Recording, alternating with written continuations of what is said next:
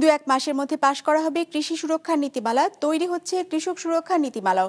পাশাপাশি একরের পর একর জুড়ে লাগানো ইউক্যালিপটাস গাছ সরিয়ে মধুপুর শালবন সম্প্রসারণের কাজ শুরু হবে এ মাস থেকেই। রাজধানীতে দিনব্যাপী অনুষ্ঠিত কৃষি খাদ্য নিরাপত্তা ও প্রাণ প্রকৃতি সম্মেলনে এমন তথ্য জানিয়েছেন পরিবেশ, বন ও জলবায়ু উপদেষ্টা। খাদ্য উৎপাদন, সংরক্ষণ ও সরবরাহ সহ পরিবেশ বিপর্যয়ের নানা চ্যালেঞ্জ ও সম্ভাব্য করণীয় নিয়েও আলোচনা হয় সম্মেলনে। বিস্তারিত মৌমিতা জান্নাতের রিপোর্টে। 250-টিরও বেশি ডিজাইন অপশন নিয়ে ওয়ালটন স্মার্ট ফ্রিজ, বোঝে আপনার প্রয়োজন। প্রতি বছর কমছে চাষের জমি, অন্যদিকে ক্রমবর্ধমান জনসংখ্যার খাদ্য চাহিদা মেটাতে উৎপাদন বাড়ানোর নামে চলছে ক্ষতিকর সার, কীটনাশক ও হরমোনের যথেচ্ছ ব্যবহার। এতে মানুষের স্বাস্থ্য ঝুঁকির পাশাপাশি নষ্ট হচ্ছে কৃষি জমি ও প্রাণ প্রকৃতি। এখন 3 ফসলি জমি।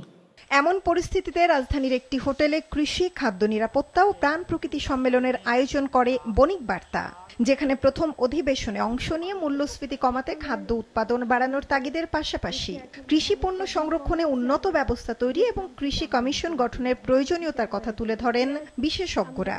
উৎপাদনে জোর না দিয়ে আমদানির সিদ্ধান্তে কৃষক ক্ষতিগ্রস্ত হচ্ছে মনে করেন প্রধান অতিথি মৎস্য ও প্রাণী সম্পদ উপদেষ্টা। আমরা বাজারকে স্থিতিশীল রাখতে গিয়ে যে আমদানি চট করে ফেলি, সেটা হয়তো নিরাপত্তা দেয়, কিন্তু কৃষকের সার্বভৌমত্ব ক্ষুণ্ণ হয়।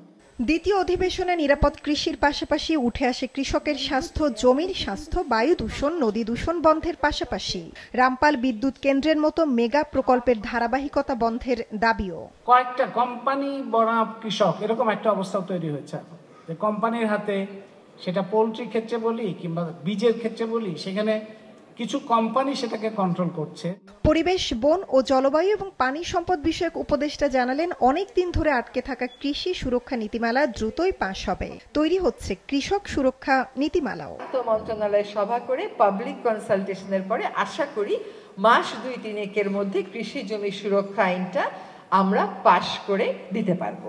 বিকালে খাদ্যের বাজারে সরবরাহ ও দেশজ সক্ষমতা বিষয়ক তৃতীয় অধিবেশনে অতিথিরা জানান, উৎপাদিত পণ্য মাঠ থেকে সংগ্রহ করে ভোক্তাদের হাতে পৌঁছানোর মধ্যবর্তী সময়ে ফসল নষ্টের গড় পরিমাণ প্রায় 50%। ন্যায় প্রতিষ্ঠা করার ক্ষেত্রে নিয়ামক হিসেবে যে জিনিসগুলো কাজ করে, সেটা হচ্ছে রাষ্ট্রের যে রেগুলেটরি অঙ্গগুলো আছে, এগুলোর স্বাধীন অবস্থান।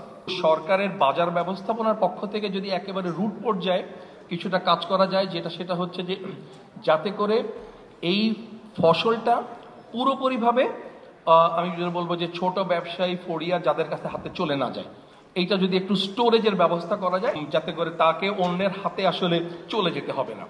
বাণিজ্য, বস্ত্র ও পাট উপদেষ্টা শেখ বশির উদ্দিন বলেন, এই খাতে সব ধরনের দুর্বৃত্তপনা শক্ত হাতে প্রতিরোধ করা হবে। মৌমিতা জান্নাত, বিজনেস রিপোর্ট, মাছরাঙা টেলিভিশন।